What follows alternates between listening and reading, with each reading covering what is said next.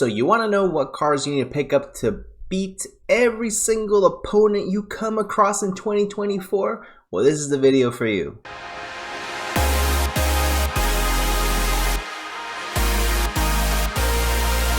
Yo, what is going on, you guys? Bashtianygo here, and we are in January. We are January 2024, guys, which means you guys need to know what cards you guys need to pick up for this brand new format, brand new year. For the entire year, these cards are going to be absolutely essential to secure your victory and guarantee yourself the best fighting chance in the competitive game of Yu-Gi-Oh! Now, quick disclaimer before I go ahead and start the video, I'm not going to be mentioning cards like SP Little Knight, Triple Tactics Thrust. I'm not going to be mentioning cards like the Wanted or you know, Engine, things like that, because those cards are just wildly expensive and realistically they're not necessary in order to win the game of Yu-Gi-Oh! I have had 3 copies of Triple Tactics Thrust for like 4 months, and realistically I've used them maybe my side deck once or twice. Realistically, it's not a necessary card. And realistically, even the times I did have the card, I didn't really feel like I was gaining anything by having it. Triple Tactics Talents is just as effective, and it's much more affordable, having getting reprinted a few times already.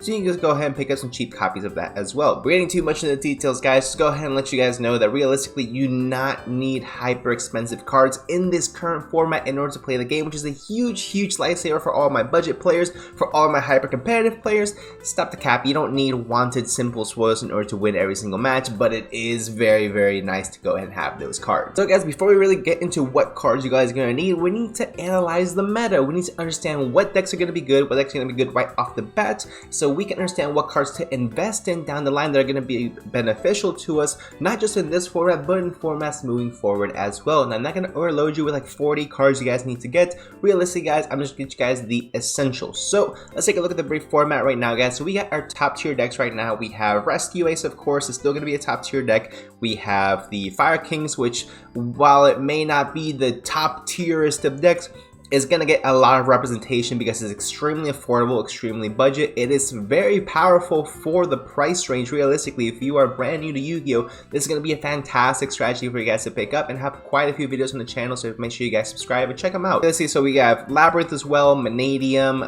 Runic variants are going to be through the roof as well. I believe we might see a little bit more Orcus potentially come into the format, maybe some Sky Striker, now that we got a lot of going second cards, Mind Control, Snatch Steals, we got Upstart Goblins. So those type of decks are really going to become next level. Now we also have lower tier decks like Branded Chimera, which is still really good, don't get me wrong, love the deck. We have Vanquished Soul that's going to be taken up a notch as well. Even though there can be only one was limited, I think the deck still can be effective. So let's go ahead and tackle Fluanderies as well. Fluanderies I think is going to be a really great deck this format, just because there's a lot of graveyard reliance this format. And any deck that plays Shifter is going to be really good. Cast here as well. So let's go ahead and tackle what hurts these decks, right? Immediately what comes right off the bat is the 2 most essential hand traps, or 3 most essential hand traps of format, my apologies. So 1, 2, and 3 right off the top with the dome, in order. Number 1, Ash Blossom, of course, that's a no-brainer. Let's not talk about that very much. Number 2 is Droll and Lockbird. Droll and Lockbird is going to be the most essential, second most essential hand trap in the entire format, in the entire year of 2024, I believe. It not only crushes the hopes and dreams of every Fire King player in existence, it destroys Manadium, it ends the career of any Fluanderies player, as long as they don't shifter. And I think Droll and Lockbird has a wide enough range of things that it hits to where it can realistically be very reliable in the main deck as well. So if you guys are making any decks in the future upcoming months, or just in 2024 in general, I think the 3 best hand traps you guys are going to be playing are Ash, Droll, Imperm. If you don't like Droll, you prefer playing card like Effect Veiler, that's definitely a viable option as well. I just think that Droll and Lockbird covers a little bit more bases. It can really just annihilate a lot of the top strategies in the new format. And the good thing with this as well, guys, is that all 3 of these cards have been absolutely reprinted to hell. With Droll and Lockbird getting reprinted in the most recent Fire King structure deck, which I just mentioned as well. Imperm having also been reprinted in the most recent structure deck, along with in the Rarity Collection if you want to get a more shiny version. And there's plenty of copies of common Ash Blossoms you can go ahead and pick up, some ultra rares, whatever it might be, that you can definitely go ahead and use to go ahead and build the best deck for you. Moving on from the hand traps, guys, there are some other cards going to be essential this upcoming format. Let's talk about Back Row Hate. So Back Row Hate is essentially any type of card that would destroy spells, traps. Pretty self-explanatory, right?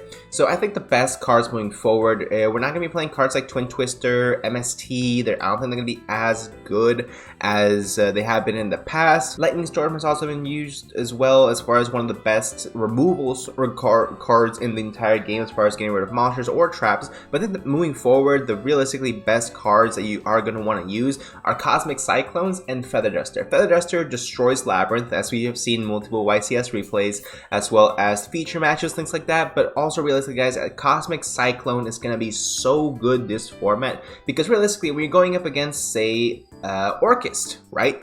Orchist relies around Babel. Babel, when it's destroyed, you can just add it back to your hand and just recycle it constantly. So that's not going to be very good for you. You just MST pop or Harpy's Feather Duster it, or Lightning Storm it, whatever it might be. Cosmic Cyclone gets rid of that issue. Cosmic Cyclone also gets rid of the Fire King Island issue, whereas the Fire King Sanctuary will protect it if it will be destroyed, but if you Cosmic Cyclone it, it just goes away, gets banished. You don't have to worry about it, which is really, really good and definitely worth the cost of just 1,000 life points. Also, on some higher impact play, it can get rid of cards like Rescue Ace HQ, which really, I'm just listing spell cards that are field spells right now. Runic Fountain. Runic Fountain is a ridiculously good card, and like I said, Runic Barriers are going to come up on the rise, so just banishing those cards outright. Cosmic Cyclone is one of the best cards to go ahead and play, and best cards to pick up at a price point of just 10 to 13 cents per copy. Next up, guys, I have some board breakers for you. So I think two main board breakers are going to be absolutely fantastic in this upcoming format. First of all, being evenly matched. Evenly matched, I think, is going to be crazy this upcoming format. There's a lot less, I believe,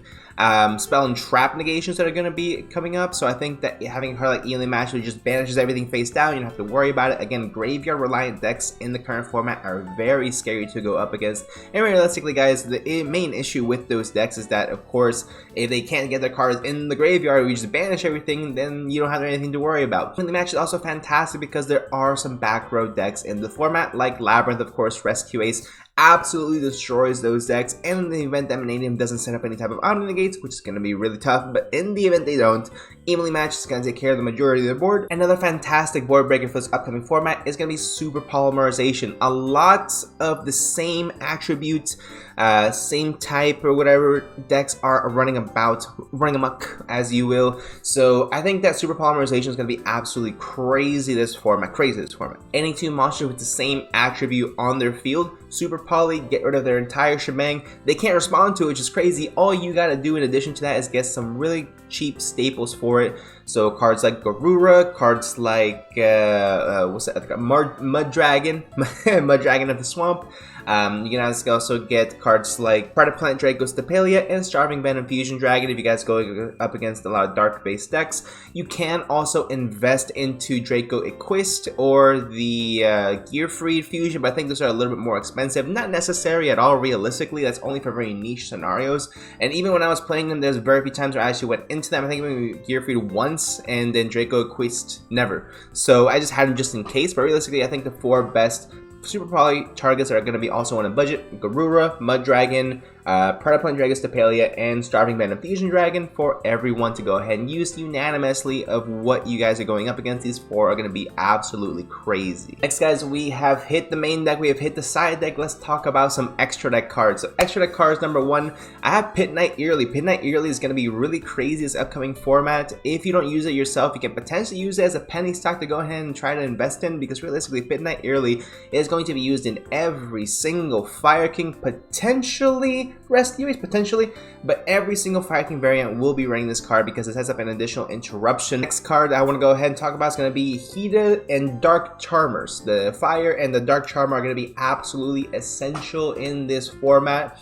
Fire decks are everywhere, dark decks are everywhere, so you gotta go ahead and make sure you stock up on either of these to help you link climb. It's just gonna be so strong for you guys. It comes up situationally, but when it does come up, you guys are going to want to make sure you have it. It's always better to have a card and not need it than to need it and not have that card. And the last card I'm gonna go ahead and point out to you guys is gonna be IP Masquerena. Not SP Little Knight, it's not necessarily as necessary, but IP Masquerena is gonna be really good this format. Like Appaloosa, Access Code Talker, whatever it might be, it's gonna be crazy. Speaking of which, in the event you guys have Access Code Talker, which is like a $40-50 card, you don't have to get it.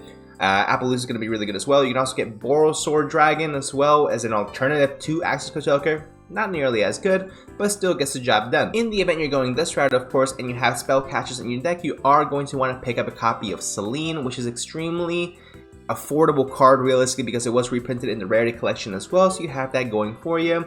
And then lastly guys, I'm going to go ahead and touch on some quick graveyard hate, just because like I said, this is going to be a very graveyard reliant format. So go ahead and pick up these cards in the event you have the additional funds and spare time, whatever it might be.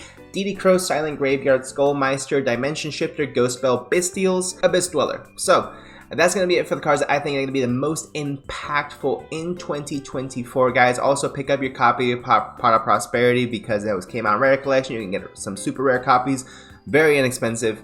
Highly recommend. Essentially just free consistency. But that's it. That's it, guys. It's going to be it, guys, for the cards you're absolutely going to want to invest in order to win and be competitive in the 2024 Yu-Gi-Oh format, guys. Let me know what you guys think in the comment section down below. Is there a card that I missed? Is there a more expensive or a more budget card that you guys are playing that you think is absolutely mandatory, necessary? Let me know in the comment section down below. Let's make it a melting pot. Let's learn together. Let's talk about it. Hope you have a fantastic rest of your day. I'll see you guys in the next one.